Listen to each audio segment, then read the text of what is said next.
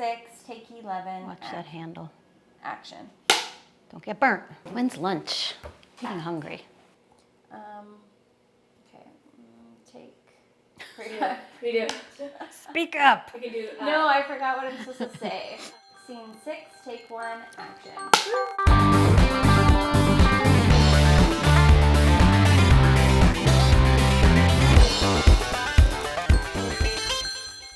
Hey people, welcome back to the Chefsmartypants Academy here on YouTube. Yay! Thank you so much for joining me over here. Thank you for subscribing. I got a lot of subscribers over the last couple months.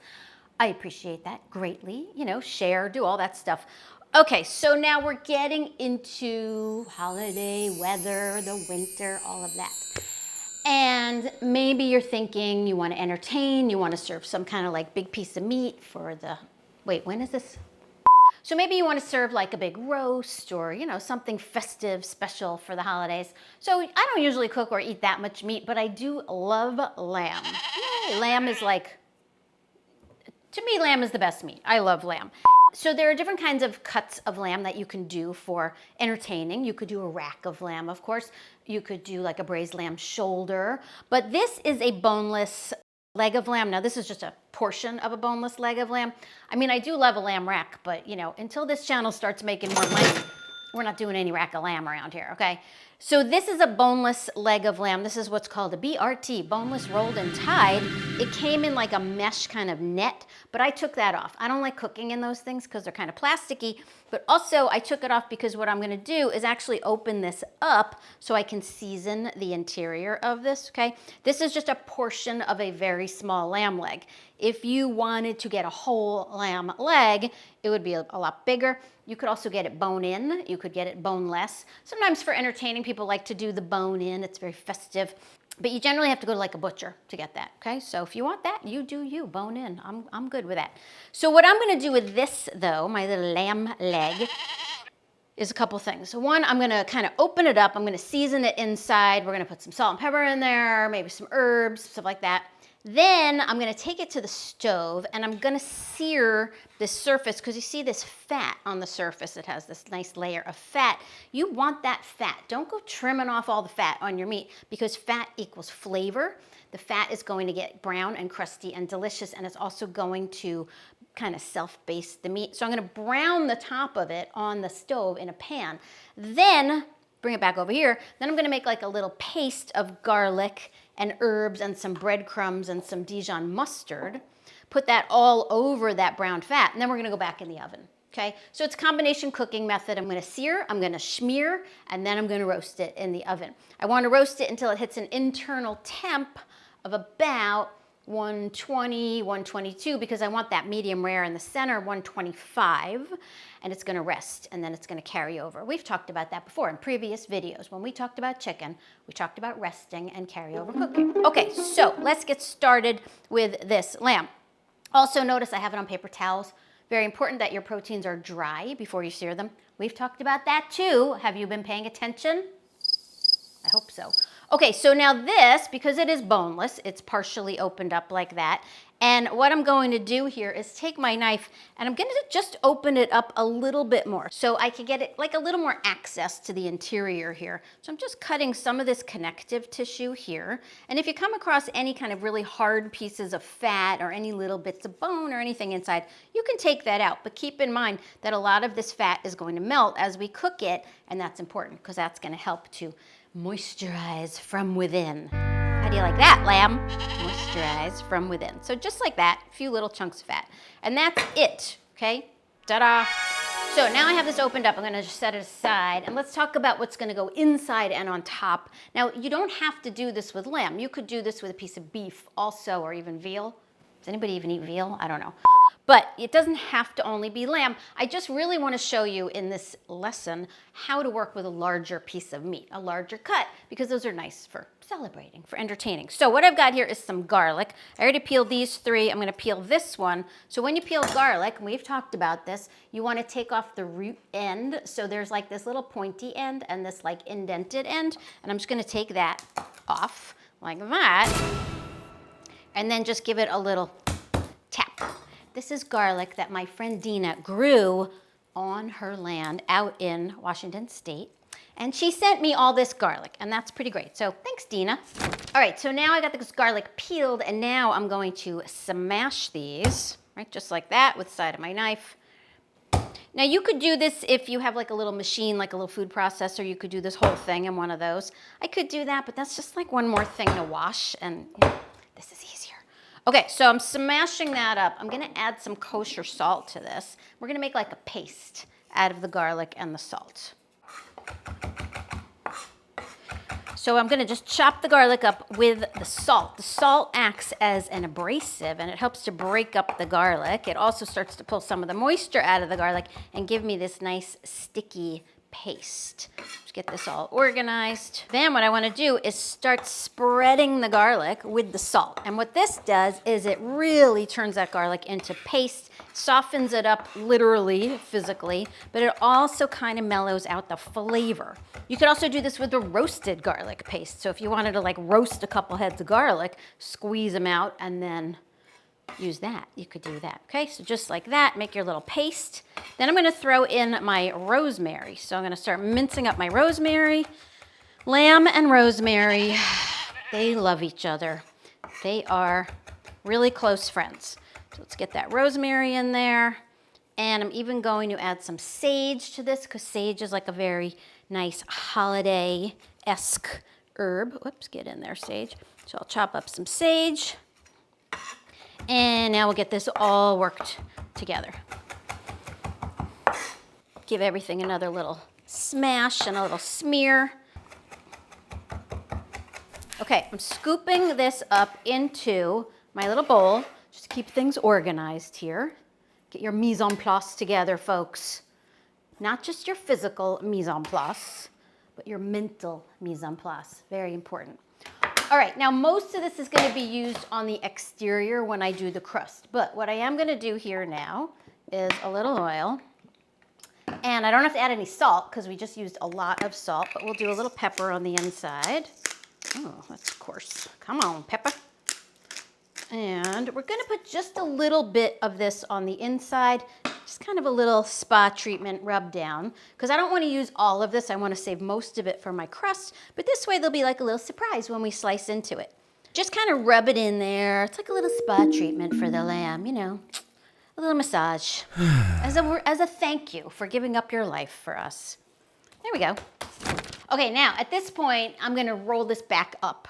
Take it to the stove and sear that fat side. But you could also leave it open like this. I could smear both sides and then I could just sear or grill or broil this flat like that. Just cook it like that, slice it up and serve it. It's like a more casual presentation. So I'm down with that. You could do that. That's cool. But we're gonna roll it up. You know, it's the holidays, right? So we're gonna basically just roll this baby back up like that.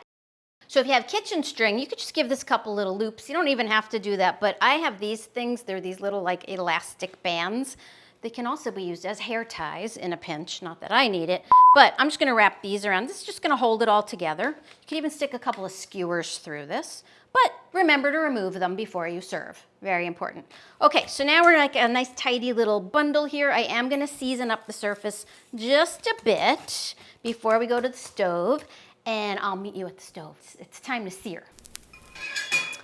Now this pan, this is called a carbon steel or a black steel pan. This is sort of like cooking with cast iron, but it's lighter and it's thinner, so it's easier to maneuver and it conducts heat really well. I'm a big fan. You could use your cast iron here. You could use a stainless steel pan. No non-stick. You know how I feel about non-stick, especially if you're doing high heat and searing. Against the law. So I'm getting my pan hot here. Now I'm gonna add a little bit of olive oil, just a little oil in there. You could use a high heat oil too, like a grapeseed, avocado. I'm using olive. And all I'm gonna do here is a quick sear of this fat cap because it's gonna make a lot of smoke, okay? And this thing doesn't really do much and it makes noise, so we can't use it. So I don't want a lot of smoke, so I'm just getting my oil hot, and this is just a really quick sear. So wait for that oil to get nice and hot.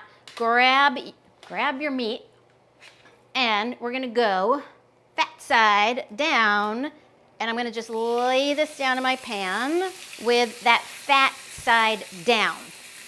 If I had not tied this up, If I had not tied this up, if I had kept this flat, I would have used a bigger pan, seared it flat on both sides, and then finished in the oven.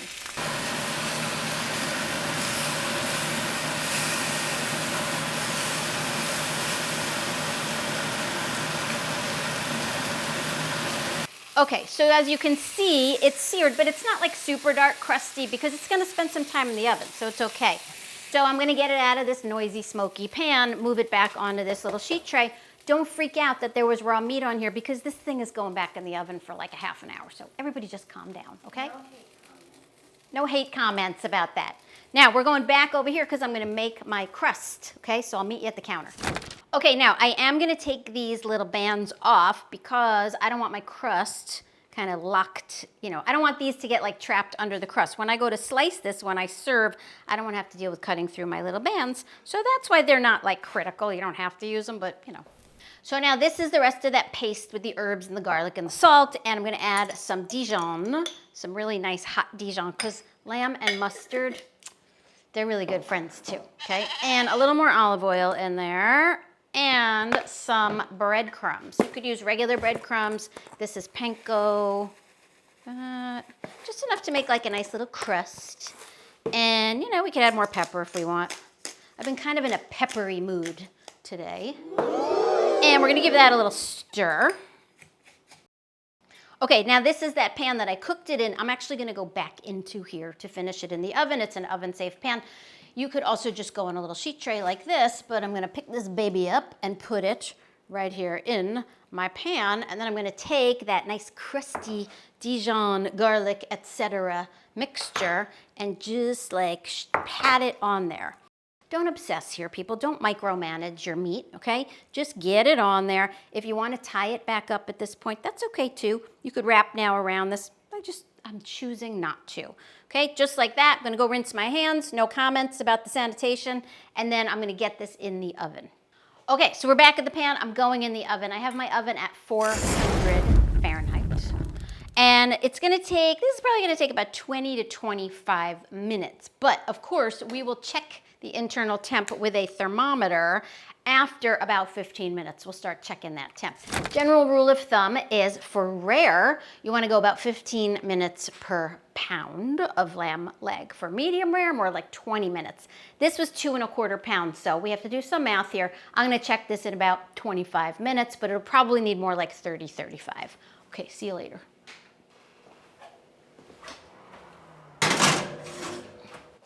Now this lamb has rested. It is very, very comfortable and well rested. It had a good nap. We're gonna take it out of the pan, save these juices because you can pour them over your finished product. And what would I serve this with if I don't make a sauce?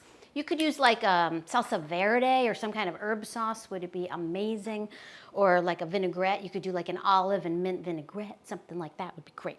Okay, so we're gonna cut this up. I'm using a smaller, sharp, flexible knife. Now, if I had kept this really tied up and it was a nice tight roast, then I would just pull off the strings and I would just start slicing. But because it's a little bit more loose and open, I'm gonna break it down into more manageable pieces. But check that out. That is some nice medium rare lamb right there. So all muscle has a fiber, right? A grain pattern, and you wanna cut perpendicular to that. So if you look at this on the side, if we get in really tight, you see those kind of stripes, you can see those lines.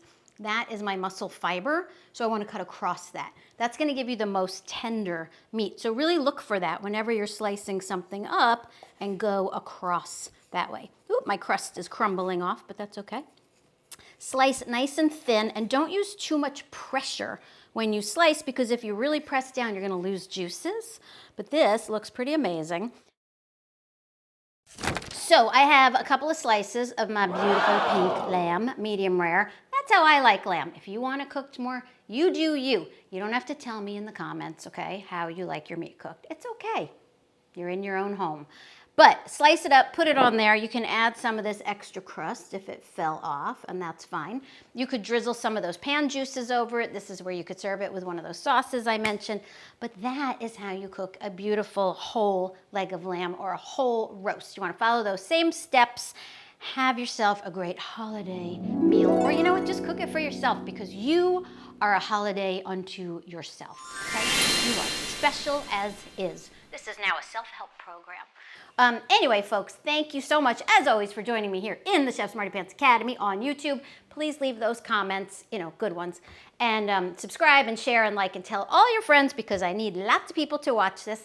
And yeah, so cook yourself some meat. Don't eat a lot of meat, people, but if you do, eat the best quality meat and make it something special. All right, thanks, folks. We'll see you again. Bye. See how the fan just sucks it up and blows it right back out at me, like it's making fun of me. Oh my God, the smoke, the smoke.